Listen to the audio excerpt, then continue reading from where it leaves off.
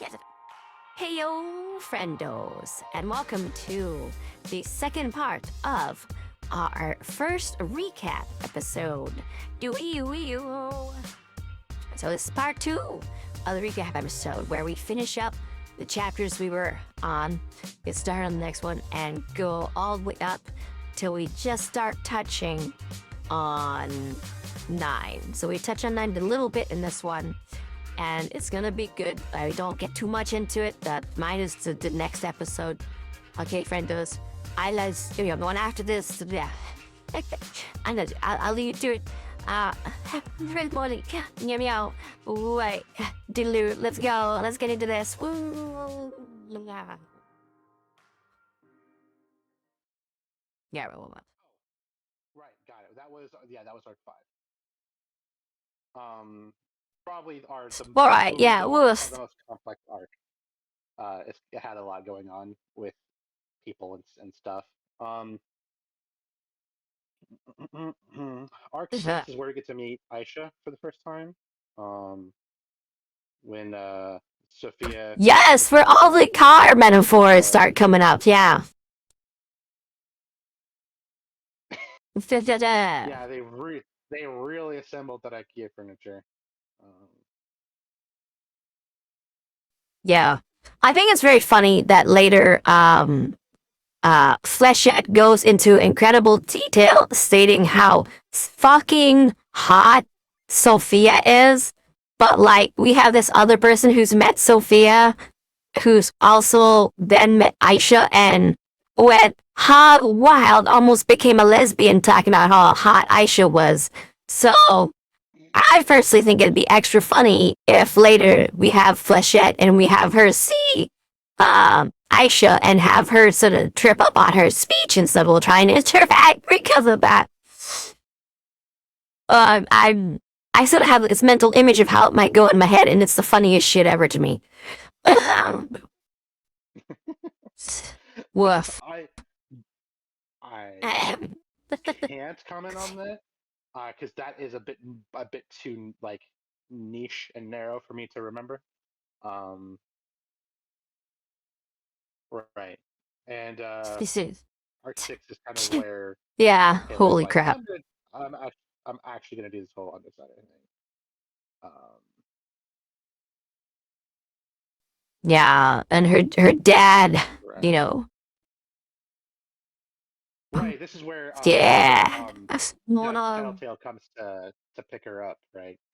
And we went into a whole long thing about how. Yeah, I mean, we first really learn that Tattletale, like, yeah, but she actually intends good for Taylor. Like, and this is where we really get that if we're paying attention. And it's like, oh, holy crap, this is her chance to sever her forever. And she didn't. She's trying to keep it there. That's, yeah, this is where you really can get it that she's, bam, she means good for Taylor, which is crazy and cool and really helps set up everything else with their relationship. It's nice. Yeah, this was it was Yes, the AJ. biggest sort of insight into who Lisa actually is as like a person that we've had so far, which I think is super important. Oh yeah. It's also very easy to miss, right? Yes. I don't blame the people who get to the end and Oh yeah.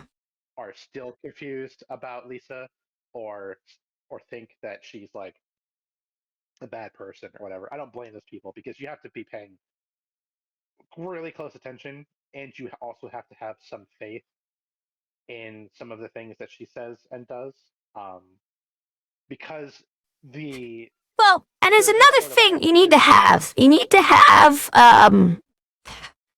reading literacy with complex characters. And I would say, oh, that's easy peasy, whatever, but when I actually think about what people growing up in this age are actually encountering, a lot of people are encountering, like, what schools throw at you, which only show you a few legitimately interesting things, and they try to teach it the worst way to retain it and understand what makes it interesting as possible.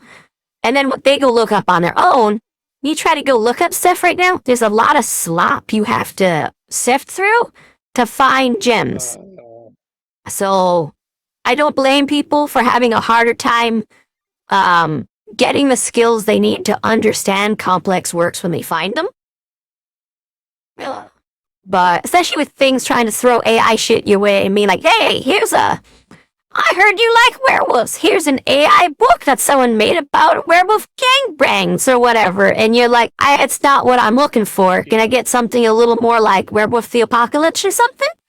No. Listen, if you, Yeah. we can't bring up an AI discussion, or that's going to be the next 6 hours.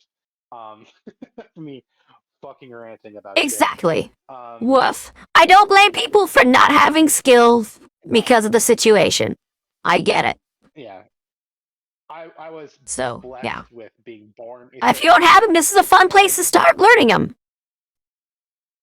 Yeah, I mean, I was very fortunate to have been born a certain way and raised a certain way, where I learned how to learn rather than just get memorize a bunch of facts to regurgitate onto test papers.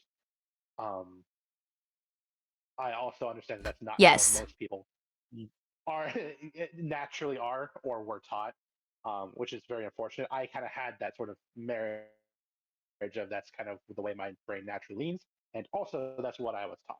So it took me a very long time to Yeah. understand Yeah. why people just didn't get shit, and it used to drive me fucking crazy. Now that Right? now that I'm older and more mature, and I've met a lot of people, and I've talked to a lot of people, and I've read a lot of things, and understand a lot more. I know that people are Yeah.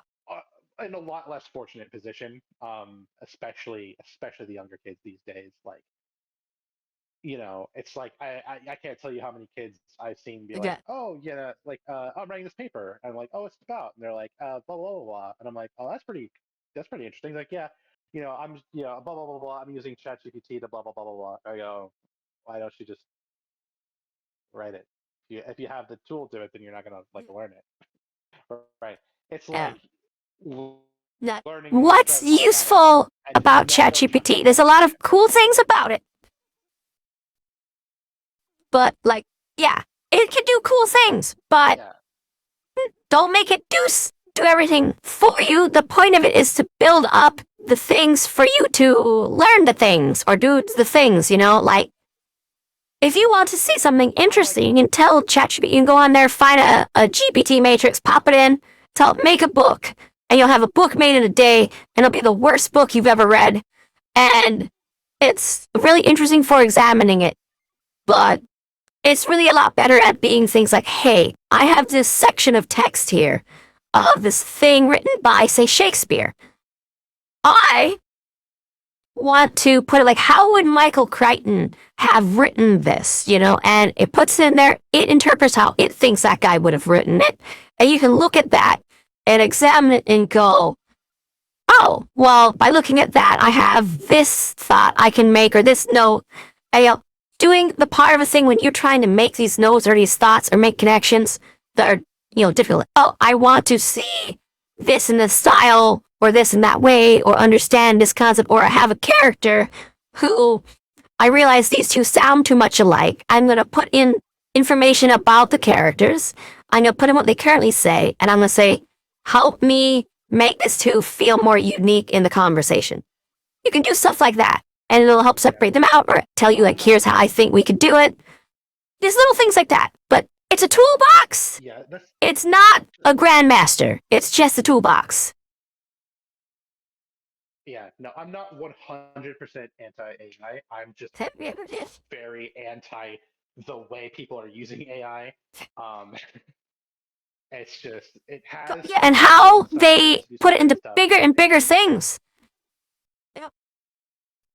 There's yeah, a lot of I just things don't. I'm equatable just to ChatGPT when you can just put on your computer that use no internet, and you can just use it.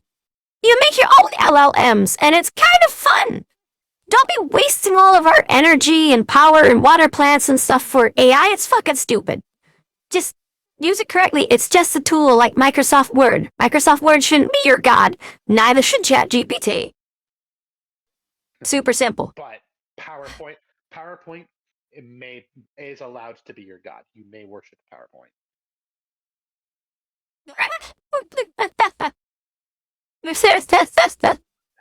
That is At least you actually make it through high school and college with that one.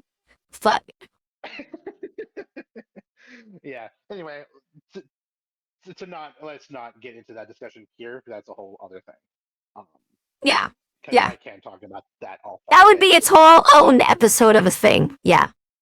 Yeah. yeah. You could have a whole episode left. Yeah. In fact, actually, you know what? We might Yeah. actually have a whole episode of Worm just talking about AI. Well, we'll get to that later.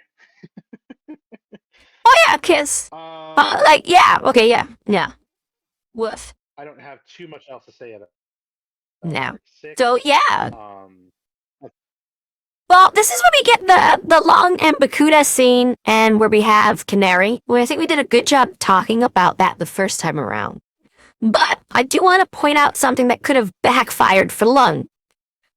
So Lung is thrown into a prison place, and his thought process there of how to get prison rep, which I feel was also motivated by suicidal intentions, was, to kill Bakuda. And there is an issue here that could have occurred because she is a woman. And this could have turned into a thing of him having killed a woman and that being something that everyone there agreed not to do. He didn't know the prison structure ahead of time. Hopefully he learned it before he went in there and did this.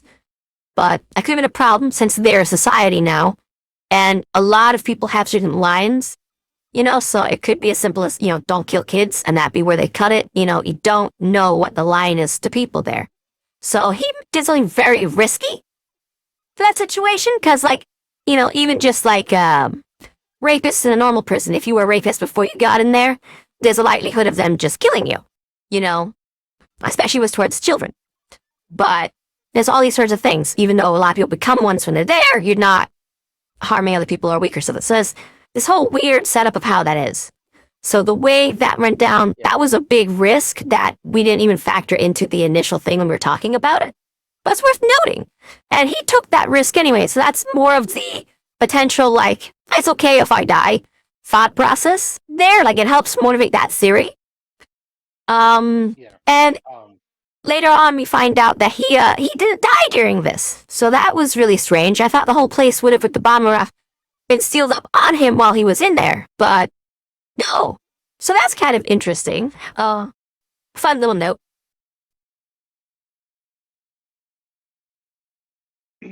yeah. I also kind of found it interesting that that was kind of just something that kind of happened, considering that there are like guards, right, to that whole section of the of the prison with the stated goal of protecting the people inside of it. Um, Yeah. so I mean, I'm not really entirely sure how that went down, but Lung is kind of Lung, and stopping him once he gets going is really difficult.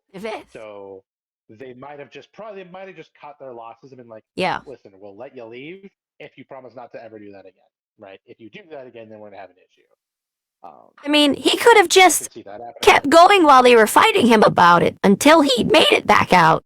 And they said, fuck it, keep that thing out of our area, or we'll kill it and you. It could have been on that point. So, yeah. And that could be why he only has one friend later on, which is the Marquis.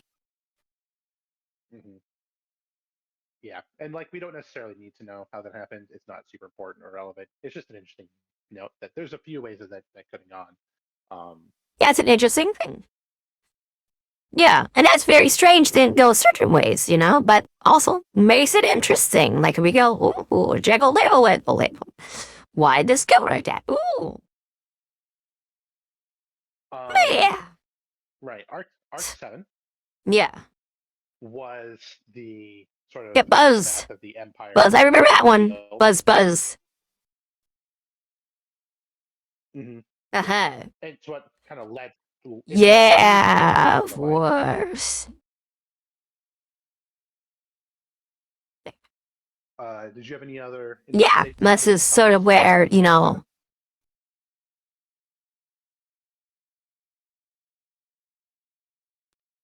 I think we might have said them as we were talking about them the part already. Mhm. I'm gonna see if I have any notes in the other area. I have notes. Yeah, I mean, Oh, I do have a bonus note here. This is from my friend. Who, yes, that's it. go ahead and say what you can say. No, I'm saying like I'm glad you remembered because I forgot about that part. But yeah, this was a note about Arc 7 that someone had for us. Okay. So there's a friend of mine who I talk to occasionally on TeamSpeak. If you were in the CRC, you would know her as it means pearl in Japanese. Pyru. Pyru. She's from Ghana. She and I, she lives in America now and all that. But, she's doing good, by the way, for anyone wondering. So this is the note she had for me when she got to this point here, and she's been listening to stuff. So I'm gonna just look through my notes here about it. Okay, so there's a point here where Brian is cut across the chest in a crossed X-like pattern by Cricket. And he carries that injury the entire rest of the chapter, bleeding out and everything, and suffering through this whole trial as they're going through everything there, and still trying to do things with it. There's layers to this, There's like the classic racist marks where they would mark blacks with a cross symbol across them without really knowing what the cross represents there and stuff like that. This is the thing they would do because, white supremacists are stupid and don't understand what they're talking about or doing. Now, there are interesting things about the fact this happened. So, the cross symbol itself is literally the attack used by Michael to slay Lucian, and is also the mark used by Christ to slay Lucian's hold on humanity. Because literally, like, when, Christ is put on the cross and everything there, it is literally a cross, and he bleeds onto the head of, Adam, everything, onto the corpse of Adam. That's the mound where Adam was buried and stuff. So that's all this stuff there, and that gets rid of, Lucian's hold on humanity by blessing it with the anti-venom of, Christ's blood, the lamb's blood. All that stuff. There's a whole lot going on there. So much crazy shit. There's over 200 prophecies involved in just that get fulfilled by that. Going down the way it did.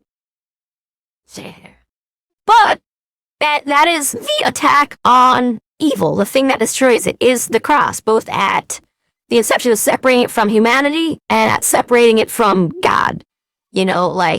Nope, sorry, Lucian, you're done. Hell goes to hell, you're all fucked. So that is a whole big thing, and he's marked with it, and he goes through this whole pain and suffering through that whole thing. And, this could represent the death of the old self and a change in course. Is it a death of, like, Brian's old character, or is it something about Taylor's actions towards others? Like, we, see her do this mercy move when she could have killed that one monster person later. Is this where Brian's character path changes? Like, he was going down this one path, and then, the next time we see him after the Leviathan and everything there, now he's got his sister with him, and they're doing all this different stuff here. Is this where his path changed directly on what he was going for and his motivation? There's a whole lot that could be being said in this one, and it's an important point to look at and see how Brian, as a character and everyone around him, is moving forward. So it's a surprisingly crucial part that takes place in the middle of a combat and could be super representative of so many things. So we got to keep an eye on it and what's going on character-wise and stuff now. Super, super cool point. And I'm so glad she brought it up because there's so much that could be going on to that. The symbolism and everything is really worth paying attention to. I'm going to be paying attention to it. What do you think about that? I have some thoughts. I will preface my thoughts here. Oh, yeah, let's go. To you. My question Yeah. to you is, what do you think Taylor's relationship with the Undersiders is going to be in the future? So I originally thought she was joining as a little thing and trying to get out or do something, and then trying to motivate them into helping her out while she's doing other things. But now she's so entrenched in that that's not going to be the case. But she has come back to them after everything else there. She has stood up to Leviathan. She has, she 1v1'd Long at one point. She 1v1'd Leviathan at one point and was helped by her friends and everything there. She's done all this stuff. And she's finally stopped being sort of like a crybaby or letting the horrible things define her and is sort of redefining herself against those things, in opposition of them. So I think she's slowly going to grow into the point where she becomes the official leader. Kind of seems like she's going up the ranks there. She's not just a person who's there. She's been slowly building up more and more her parts of plans. Well, so I think she's going to turn insta leader and try to use this as like a basis of rebuilding society because, the hero system is fucked if Sophia can be a hero. All this other stuff. And Arm's master prove he shouldn't be a hero. I think her goal with the Undersides is to switch them around and move them forward to helping people and being a net positive for the world. That's what I think. Perfect. How well that's going to go? Don't know. Follow-up question to that question. Okay. If Taylor becomes the official leader, what do you think that's going to do to Brian?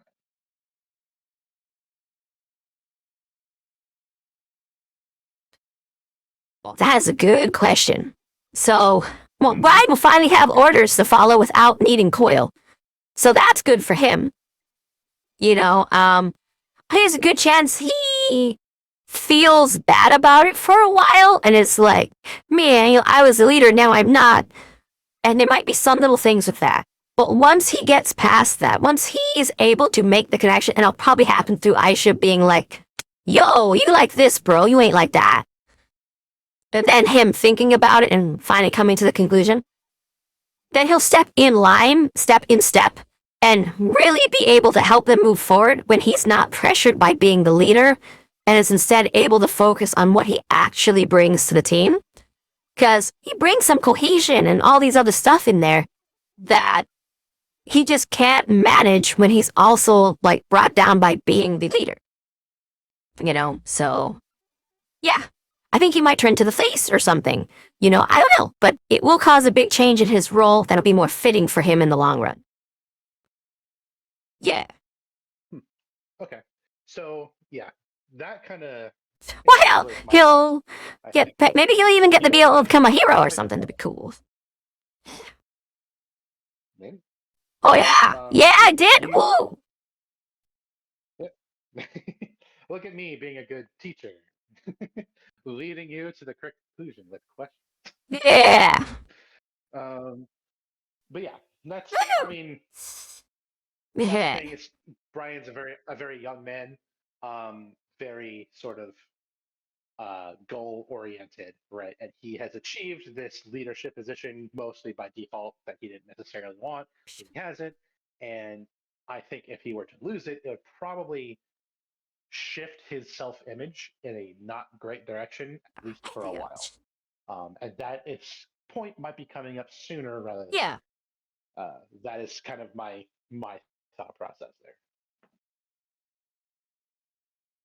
Yeah. And I think when he realizes this was actually better for him when that happens, then he'll really be able to get some good shit going. But, it's kind of like if you become like the manager of a store while you're like 16 or 17, you think it's a good place to be.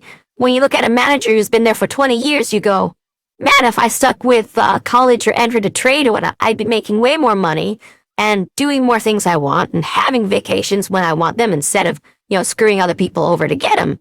Yeah. And that's sort of where he is. He's off himself there, doesn't realize this is not the correct place for him, but it's the highest place he could reach possibly right now. Mm-hmm. But it's not necessarily good for you. Yeah. True. Woof. So yeah. Yeah. Arc 7 was just a whole lot of action. There's definitely I definitely have a lot more nuanced thoughts about things happen in Arc 7. Um, but a lot of those things are not easily talked about, and like not What? necessarily relevant to anything. Me was. I mean, just the appearance Yeah. of Nightmare We will Falls definitely have, as we thing. get to another big point. We'll look through. Jesus, yeah.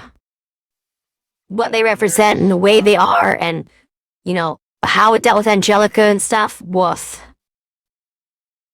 Oh, one of the earlier chapters after the big, now that we've seen Angelica here, the fact that Angelica was with both, Taylor and Lisa after the events that happened there at the bank robbery is actually saying a lot. It's kind of like this is the part of Rachel and her connection to these people and everything that they mean for, you know, her and each other, because they do mean well for each other. They are best friends.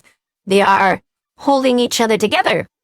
And, you know, Rachel is there by proxy through Angelica, who is sort of representing like Rachel's part in their relationship and stuff, which is really interesting and cool. And it shows her connection to like trusting Lisa enough to have Angelica with her, but at the same time believing in the value and purpose of Taylor. You know, there's a lot to be said there, especially as we see later on certain things happen there. So whether or not Rachel was at the point where she could admit to those things or believe in them directly, this is showcasing that there's already that move happening, you know, behind it. It's really cool. I love it. Yeah.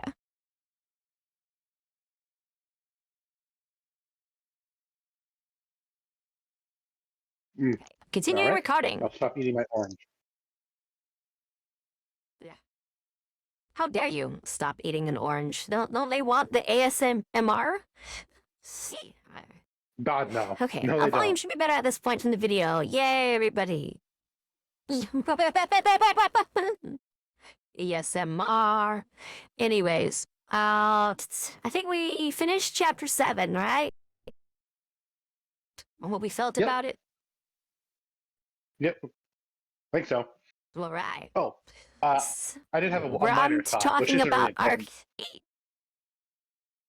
important. Yeah, but what's the minor thought? We it's love funny. minor thoughts here. What are you talking about? We've had a bunch of interludes up to this point, and one interlude is from the perspective of a character that's now dead.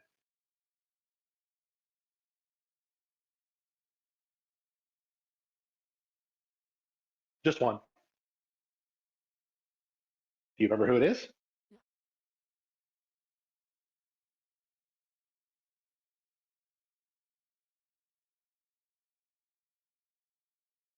The resounding silence says no to me.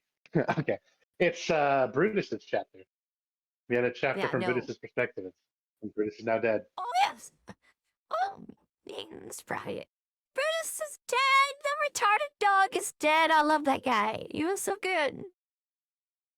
Yeah, he's a very good dog. But The yeah. best dog. Speaking of, this next chapter 8 is where he died. Oh, thank God. Yeah. What a segue. died. Holy shit. So funny. Oh yeah, boy, oh Yeah. boy. I So, remember going through the count. That was a lot. spoiler alert, the dog dies. And our guys survived against all odds. Holy shit. Oh. Oh, dude. Wow. The odds were not with people in this shit. Dude. No, they were not. There was something really important to mention about Dragon that happened in this chapter. When a dragon attacks Leviathan and stuff, pew, pew, pew, pew, there's this point where Dragon's robot form basically gets destroyed, and we see them eject something out. Now, pew, that's really tiny to go escape. You know, and there was, at the time, there's a few thoughts about what that could be, and by the chapters we'll be covering of, 9, 10, when we get to there, they're answered. So yeah, it was a good note to have though at the time. Yeah. And I do I'll have be honest, I more forgot you notes finished on your 8 archetype. specifically. Yeah. So, Yeah, right? Okay, so yeah. what? Yeah. Arc 8, So I man. do have The notes on 8. I think I'll go through the ones that I know we didn't get to, or at least didn't absolutely. get to talk about enough. And the fact that no member of the Undersiders had a role that fit nicely into any one of the authorities in power, like the Protectorate setup. Like they had everyone split up into these different groups for this, like different roles. Not a single one fit any member of the Undersiders perfectly. Yeah. Like Yeah. even Kaiser had a place, but not them. You know, like the worst villains ever had a spot, but not these guys. That's Yeah. like Well, because woof. most powers are like pretty clean cut, and then you have these band of misfits where, I mean, like, Taylor has this whole thought process like, why am I even here? I just control bugs and it's fucking raining. Fucking, what the hell is Regent doing there? Like, Right. And I was actually, like, though.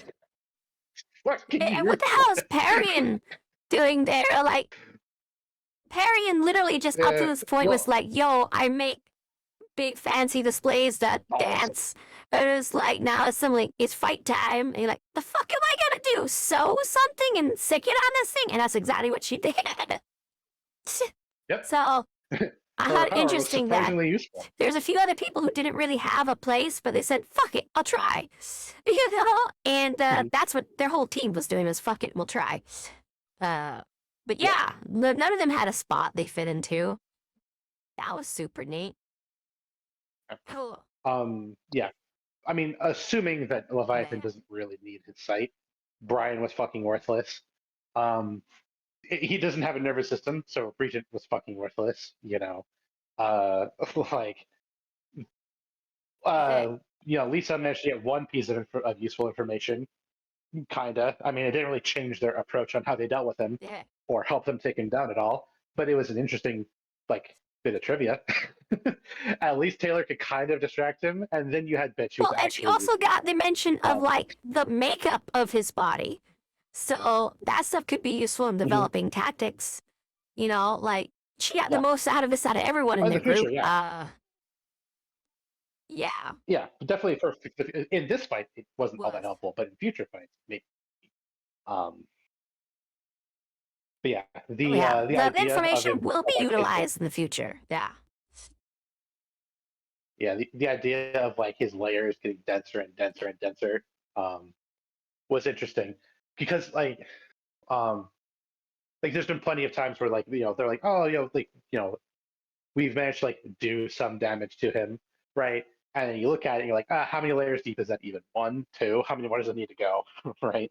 Like the amount of power you need to get through Right. each layer Yeah. is exponential. So if you pierce two, then you get like you manage to like make it bleed a little Right. bit. You're like, oh man, I can hurt Leviathan. Not really. Um, you can do some Like, superficial look, damage if in they a were way able that to he get allows you to. Sundancer's son inside the fucker long enough, it could have done some real work on him. But the fucker's Yeah, moving around. Good luck with because that. And honestly, yeah, that they needed yeah, luck. They didn't have it. Woof. um, yeah, because like density isn't Yeah, this thing is like moving. It is acting, and it thinks. Woof. well, here's the thing, right? He was frozen by Clockblocker for a little bit, right? So if they could have used that Go time ahead. to get Sundancer in place, that might have helped, or some other similar power. Because like yeah, again, like density is fine and all for most things, but there are some things that don't really care how dense you are, and like temperature is one of those. Like kinda like it cares about how dense you are a little bit, but not really. Um, Yeah, and you combine so that might have temperature done and something. radiation, like, that can do some stuff, man. So that had a shot, but Mhm. you gotta target it right. Yeah, you gotta get there, and you need the time. And they just did not have it. Woof. But Hmm. yeah. Yeah. So another quick point at the beginning of this was when the Leviathan's just approaching and the speech is basically done and trying to get people in groups, the tidal wave it sent freaking destroys the place they were meeting at, and they have to teleport everyone out instead of acting out from that place that's set up as the center stage of operations to get everyone everywhere. They literally have to teleport out immediately, or they're all going to be crushed by a tidal wave. So it was already preparing to attack and destroy the opposition before it even made landfall. Which Oh yeah. is pretty cool. That's saying a lot. Yeah. I mean, the first time I kind of read it, my Woof. thought process was like, man, it was kind of dumb of them to set up like their fucking headquarters so close to like where the fucking tidal waves were going to come in. But then when you kind of think about it, it's like, was that like that must have been targeted, right? Because surely they fought Leviathan enough times to know where, like, the water's going to hit. If Yeah. that's just fluid dynamics, surely somebody there has an idea of how that's going to work. Um, so, like, Yeah. he must have been showing up and been like, And none of these places were that guy, built like that specifically spot to right avoid there. the Endbringers, you know. So any measures they made to do so is extra because you don't expect that to come at your place, You don't build in the middle of like the Midwest expecting a giant earthquake to come through. You just don't. The fact if anyone made any countermeasures for earthquakes there and then Behemoth shows up, well, dang, those guys deserve a medal because no one else would have made any, you know. But no one expects that guy to show up. And then he's showing up. So everything they did do, everything that was built as a potential countermeasure is like those guys deserve medals because they didn't need to do that. It's not expected. Yes. Hey man, Yeah. y'all see that crazy And the motherfucker out there PHQ was building an destroyed, ark? like entirely demolished. Yeah, exactly. What the Yeah, fuck? I'm building the ark, exactly, Yeah, The maybe fuck's an I ark? should build an ark, like most people ain't gonna think that. Yeah. Motherfucker, we're in a desert. It's I haven't built seen in rain in cubits, 30 man. years. Yeah. Uh, The fuck are those animals going up there? Did a bear just show that I've never seen a bear? That the fucking bear head of this two of them. What the fuck is going on there, man? They must really like boats. I don't get it. Like, fuck. Anyways, yeah, the PHQ was completely destroyed. Like, that's the symbol of the, protectorate and authorities they got just fucking demolished. So you have mhm. that happen, and then Arms Master has to retire, who is the leader of it and stuff. That's just a huge blow for the hope of the city and anyone's belief in the systems at play. That's crazy.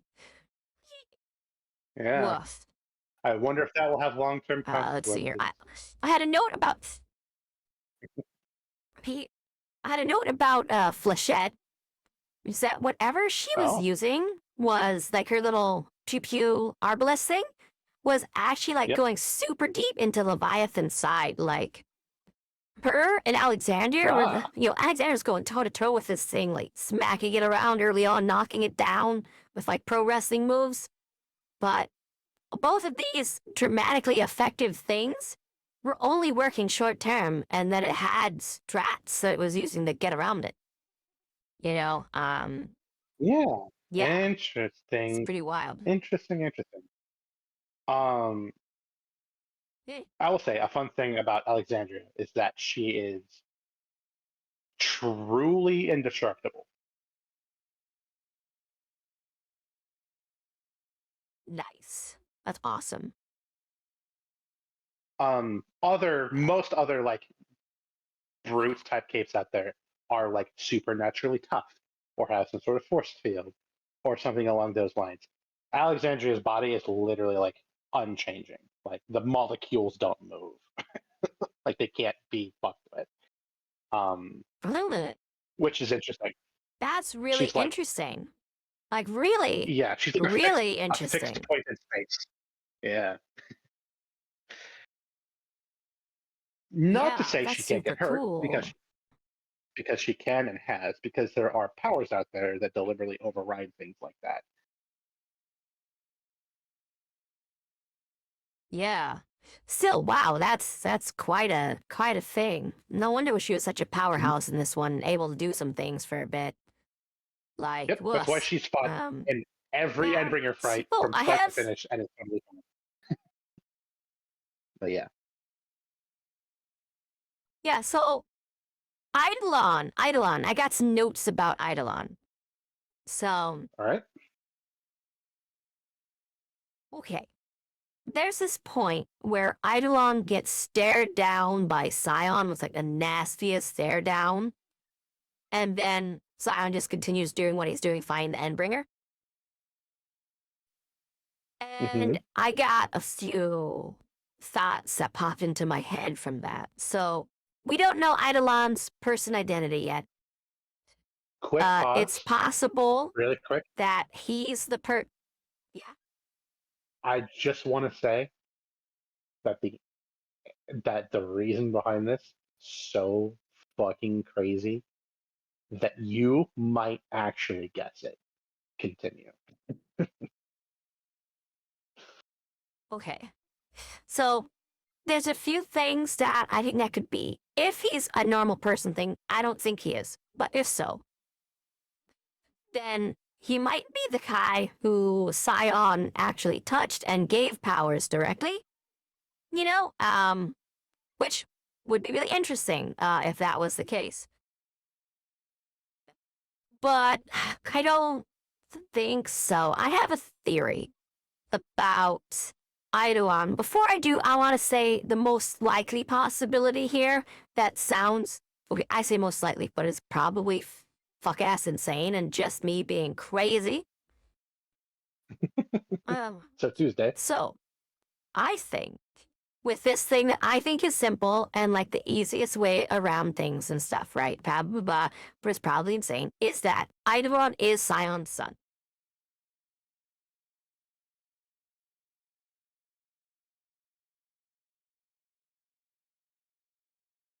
That it? So that's a thought.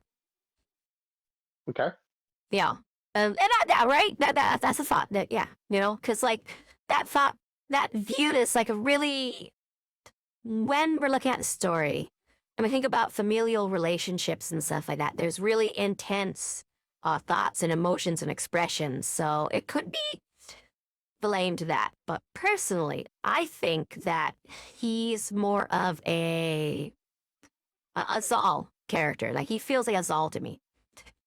Wah. So when we look at Zal, he's born albino and everything like that. Da, da, da, da. And he was raised by the Simurg, and then all these other things happen, and Schwein's are giving him feathers and stuff. So this is whole thing going on to Simurg and Zal. Eidolon has this sort of like feeling there to me of like an improper son who's actually like destined for greatness, and that's what's being shown, but like is treated badly, and some other force has picked him up and raised him. So whether or not that means he's directly connected to an Endbringer, like if he was enhanced or whatnot, or received powers from an Endbringer attack, or even being like granted one the way that Scion granted someone else powers, whether that was a thing, or if he's like taken from a piece of them that was then made into a person or injected into them to create a parahuman, or if he is an attempted clone of Scion or anything like that. I feel there's something to him that's more, maybe he's a case 53. I don't know yet, but there's definitely something really big and important there where he feels more like a Zal character to me, where he did have a destiny that was great and it was taken from him, and something else of great power redirected him back to destiny and to fate.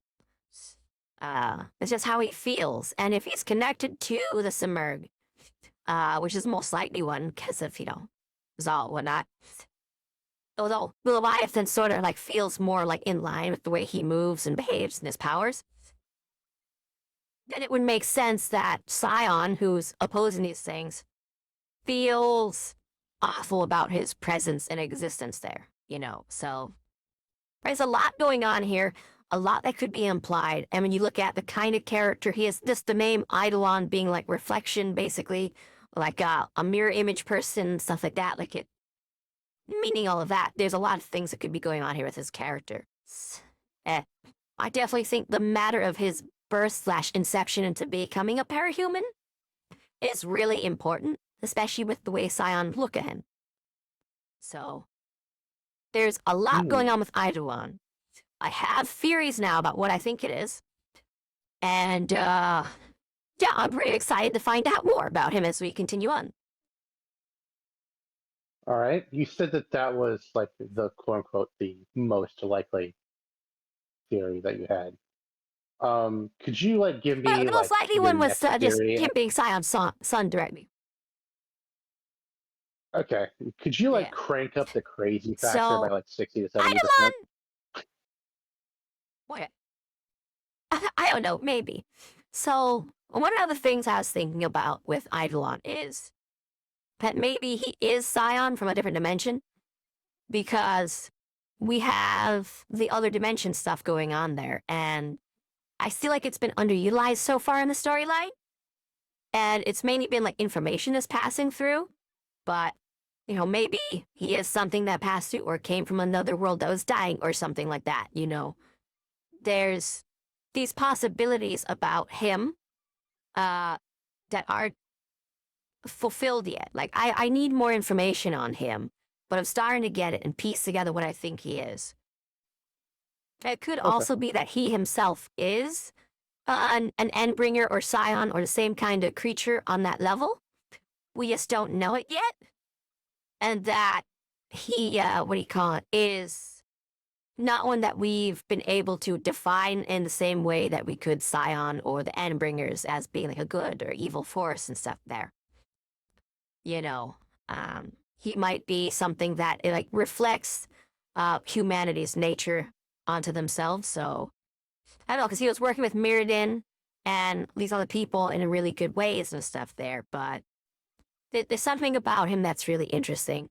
I just don't quite know what it is, but this is some sort of cool connection. And again, I said I think he's a Zal type character, but there's something to that. I don't have it figured out yet, but I'm brewing. It's settling up in my head that it's something along those lines. Yeah. Hmm. Oh yeah, Interesting. and there's another part that was interesting. Like when uh when Leviathan is stilled, Arms Master specifically has Eidolon leave to go prevent the tidal waves and stuff from affecting other areas. And then he sets up everyone else present there to die. It's that's a really interesting note. So I think Arms Master might know something about Eidolon that maybe we don't. And that's interesting. Or he suspects something about Eidolon. So that's just a good little note for how things go in the future. If we see anything more on that, we might get something good out of it. Hmm. Yeah. Wuss. All right. Um. Okay. Yeah. Those were I those know were I've been words. sick. I haven't been able to think too crazy to get the juices going. Sorry there's not another golden femur of a Sararak happening here, but maybe next week. Maybe. All right. So, man. Um. Oh, my camera I'm died. not sure how much we Let me try to touched fix that. on. Hey, that has been fixed. Woohoo! Sweet. But yes, bug clones. Yes. This is like the kind of like the first time she's thought of it, and it works surprisingly well against Leviathan of all things. So it is going to be a normal part Okay. of her like battle strategy moving forward. Um, do you have Oh any? yeah, it would We make a don't lot of sense to haven't me talked too, a lot man. about. You haven't really talked a lot about her battle acumen, really. But Eh, when we've kind of touched on it here and there. But I do want to take this time while we're talking about Arc 8 to really stress that Taylor is um, uncharacteristically competent when it comes to fighting. Like she hasn't had like any like formal training. yeah, She's never really been in a fight. She's gotten the shit kicked out of her a handful of times here and there. She's never really fought anything. But and her first few fights went rather d- poorly, but she learned very quickly and got much better at it. Like yeah. very, very like One of the she things like I want learns to very fast. mention here is that she has been through the ringer. She's gotten the shit kicked out of her. You said it before, and been through all these traumatic things. And what she's been able to do with that is she's not able to assess herself, but she's able to assess her environment and the areas around her and people and intentions and little micro emotions to determine whether or not she thinks that's aggressive and will lead to a confrontation she has to deal with, or where can she escape, or where can she hide, or where can she do these sorts of things. What's really interesting is she's been able to take that skill and when she's not fearing about the pain of, these abusive things and stuff, take it and expand it into other things like setting up ambushes, building places to hide, areas to survive through a fight. If she has ground and places to move and an area to operate within, she can build the area or work with it to make it fit her strategy. She just needs that time and space.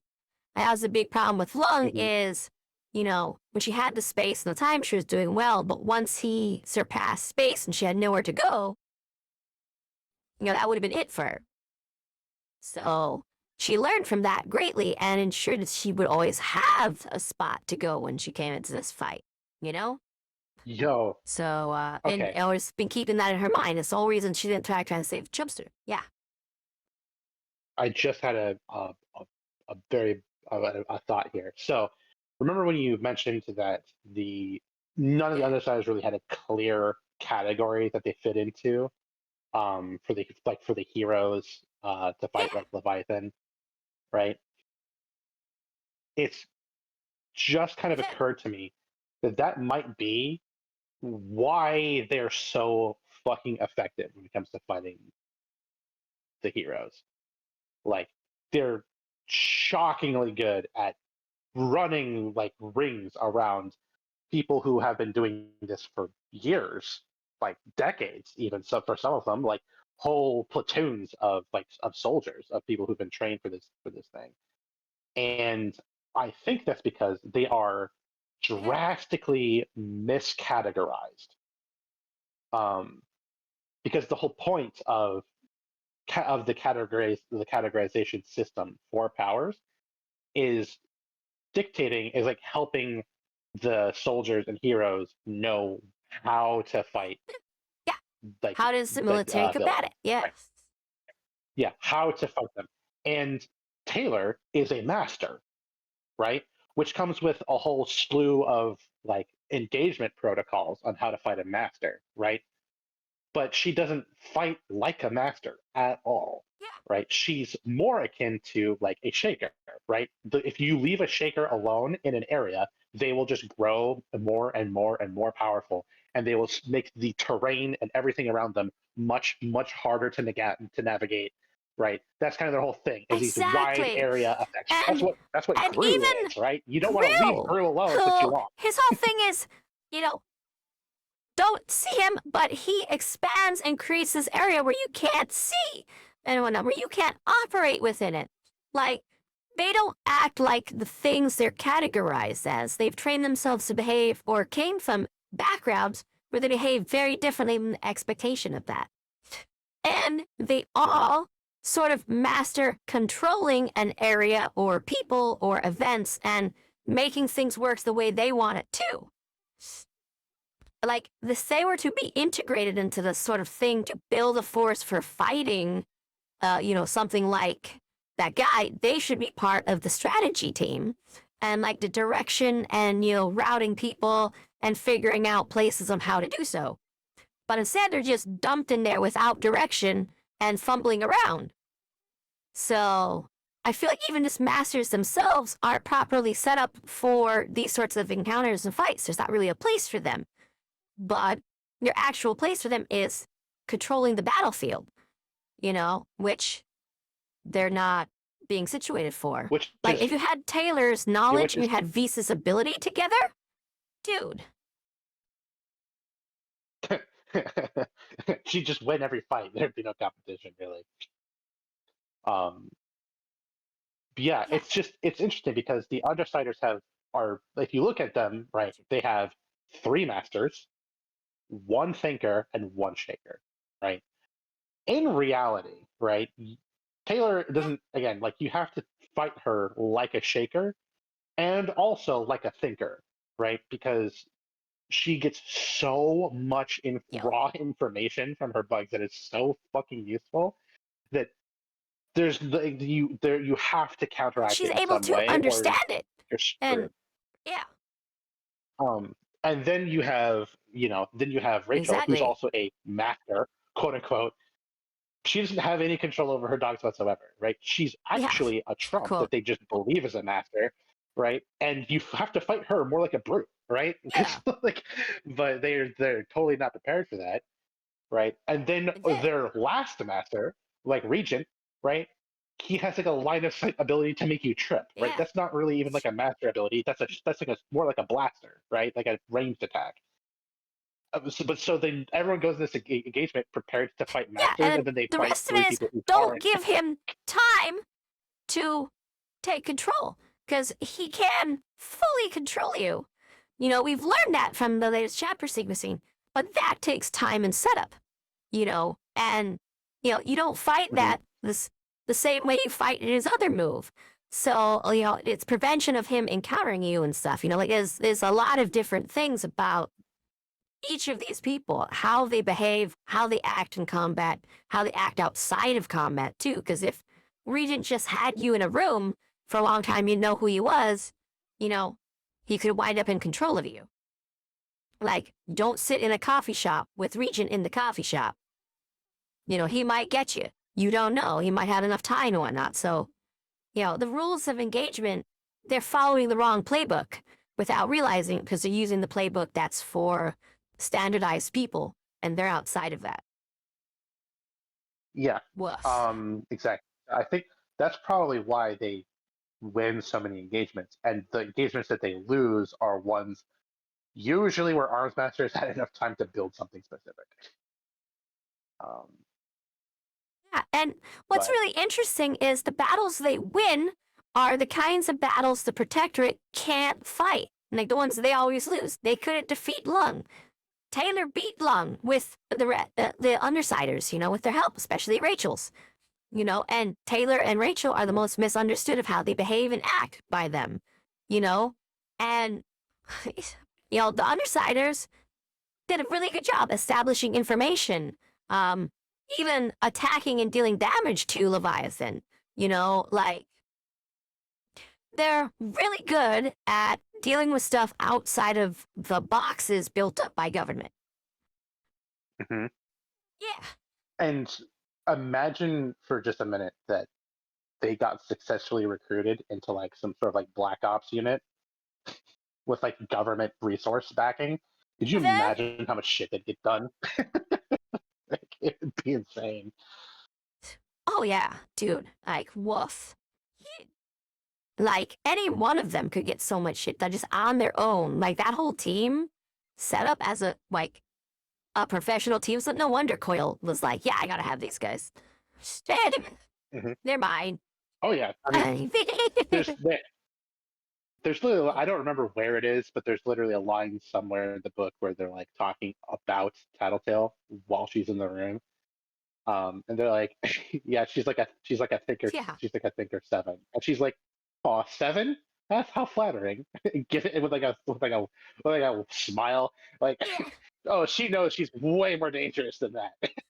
Yes, it is. It's very flattering Yeah. that you think so highly of me. Wink. But it's one of my favorite Yes, it is. bits because it's just like Yeah. because I just imagine having to being in a Oh, that's so position fun. of That's so fun. authority where I'm Yeah. given like the task of dealing with her in some way, shape, or form, and I'm just like, I don't fucking even know where to start. This is like a goddamn nightmare. Yeah, and like they know their own assessments keep being wrong. Like, oh, maybe she actually is affecting our psyche, so let's go in and protect that. And that did nothing. So she's going a different way. And Right? like, fuck. Ah, she she lined yeah, up being psychic, and it's Archmaster built yeah, spent who knows how much time building an anti-psychic helmet just in case. Like, yeah. It's like, God, what a fucking you know waste of what? time. We've tried everything else we can think of with this one. Fuck it. I'm doing it just in case. Let's go. And then yeah, he'd be like, fuck, Yep. that wasn't it. Damn. Yeah. I bet you he was really excited about studying that mechanic and how it worked. You know, Yeah. like as an engineer, to be like, how does that function? So she says he went and made a helmet against it. Like he gotta been thinking like, okay, it might work like this or that or stuff like that. Yeah, that's gotta be a big disappointment for him. Uh, oh, right. We need to talk a bit about someone else here, someone really important. Hmm. We need to talk about Trickster. Mm. So Oh yeah. there's this moment here where Taylor tries to shout a command to save Clock Blocker because he's inside the Leviathan's, like, little warbles, and he's drowning. But everyone else is giving all sorts of other commands out there at the time, right? Then she remembers the Uh-huh. armbands. Hers is broken, so she grabs this girl beside her, who's like this moon crescent girl. Loud to call her a moon girl. She grabs the moon girl's thing and starts issuing the same command, but organized in the way the machine structure is. And Trickster pops into places, switches places with Moon Girl, bam, appears there. And after they talk and she explains what's going on, very simply, Trickster like walks up to a dead body and he says this word for word. I'm just quoting out of there. I Hmm. apologize for desecrating your body, brave hero. He spoke, looking down at where the cape with the trumpet icon on his chest had flopped, dead. You do good work, even in death. Now, after saying that, Trickster switches to Corvus's place with Clock Blocker, saving that ward from drowning. Which is freaking amazing. So that's his in-combat stuff that we get to see. Everything he's been doing throughout the fight, we don't know. That's the only spot Taylor really saw him. And it's very important to see how he was dealing with stuff around that whole battle. Because we know he was there the whole time. So there's a lot. After him in the battle, he's definitely giving me more proper Shadow Man vibes now, which is really nice to see, because I think, like, Yeah. the biggest Shadow Man stuff that's really been shown to people publicly and whatnot has been, like, through Disney's A Princess and the Frog, which is, like, that's like a bad one, Mhm. who's very evil side of voodoo, you know. Whereas an actual Shadow Master's job is way more complicated and interesting and does revolve around the concept of death and the afterlife and all of that stuff and the worlds between and the shadows and all of this stuff, reflected, like, all that thing. And, like, yeah, there's so much to a Shadow Man's job. And this behavior and way of speaking about someone and doing good work even in death is incredibly in line with all of that, and I love it. And it gives him such character and personality and direction with it too. Because if it was more coyote-ish, that it would be more how to say it, like choosing my battles not off of intelligent thought, but off of opportunity. You know, so he's got more of these Shadow Man vibes of taking things seriously and utilizing death for the betterment of life and vice versa. So that's really cool. I love it. It gives him the stuff.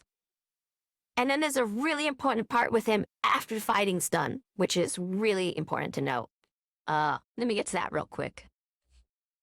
So, after the fighting, when things are heating up in the hospital, bam, there's Trickster. We see him lean against the wall with a cell phone raised, recording video of what's going on between Taylor and the Protectorate.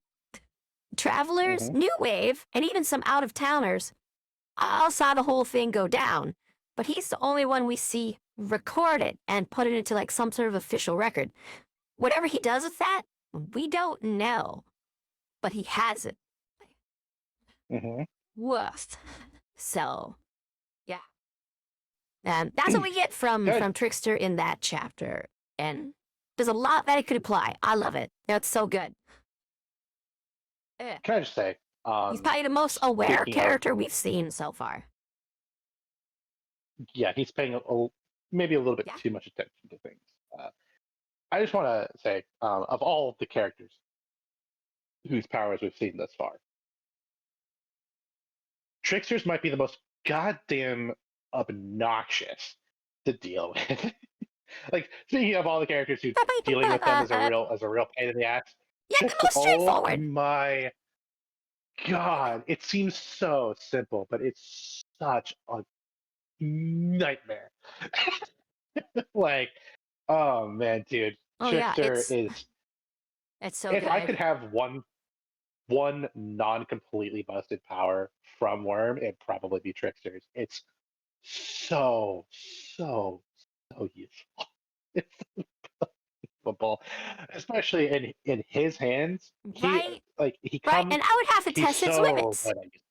You know, I have to be like, no, what if I look at a security camera of a place and I'm looking at over here, can I do something with that? You know, like, I would be now you're testing so much stuff with it. There's just... Dude, I mean... Yeah, right? Like, there's so much stuff to try. He knows everything about his power. He's tested it left, like, up and down. I love it. In fact, you can kind of think of him, again, as another, like, juxtaposition of Taylor. Right? He is... we'll say, like, the Travelers are an important group, and you're going to see them and the Undersiders for a little while. And yeah, Trickster is kind of like the Taylor of their group, and he just he's playing on a different level, right? He's come into this thinking to himself like, I'm going to figure this shit out, right? I'm going to be the best at what I do. And he's just, I can't, man, it's so funny watching him fight. Like, you only barely get to see him there, and, like, but later Taylor on, has tried record keeping, and he is succeeding at keeping records of, like, the important things and having it down there. You know, he could blackmail people already with just what he has, you know, or he could ruin entire careers by not blackmailing people, just sending it out to the open. There's a lot he can do. He set himself up whatever he wants to do there. Whereas Taylor's attempts to gather information and stuff, you know, are like, I got these emails from unverifiable email sources, you know, stuff like that. So it should be noted, it's pretty by the way, interesting. his power is not Manton limited. It can be used on people and on objects. Yeah, we only really see him really use it on interesting. people here, I love it. But later on, oh man, he uses that shit, and it's brutal. There are questions I would wonder about. Like, he could probably be worse. As I don't know if he can be like, I'm bringing a chair and your arm over somewhere, you know, in places. I don't know if he could do that. But I think he has the self-control not to, even if he could. Leo. So, it's fun. Like, I bet you he's tested everything he can with it.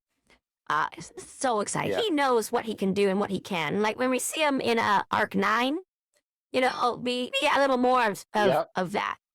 And it's nice. Yeah. So yeah, that's Woof. like he literally takes on the entire Ward's team by himself, and it's not even. It's basically a walk in the park. Like he just makes You're right. absolute Other fools out members of of his them. team are there, and they basically just sort of exist to Watch. be tools in his arsenal. I guess really how it goes down. Yeah, That's so yeah, good. he just clowns Yeah. on them. He's like, They're literally, they show up. more They're like, like "We're gonna guns arrest that you." He's he like, "No, brings to a no, you're gunfight. not." Like, it's wow. Yeah. Yeah, and Sick. Number yeah. one, So I guess I didn't we do this. are. Number two, fuck y'all. We have way bigger shit to worry about Think right we're now. ready for Arc 9. B, you couldn't do it if you tried. Yeah, so we'll go ahead and roll into Arc 9 here as well. Right. So we see some Yeah. dead bodies, and we see not only do we see some dead bodies, we see some dead bodies and Trickster again in the same spot. Coincidence? Um,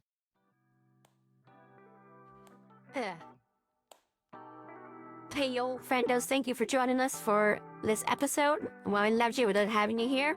It's been great. We'll catch you on the next one. I hope we covered everything we wanted to in this one. There's a lot to cover, a lot to say, and of course we're gonna get distracted. It's just what we do. Curious pleasure. Bye-bye. Toodaloo. Ciao, amigos. Have a very good night. Bye-bye now. Bye-bye. Bye-bye.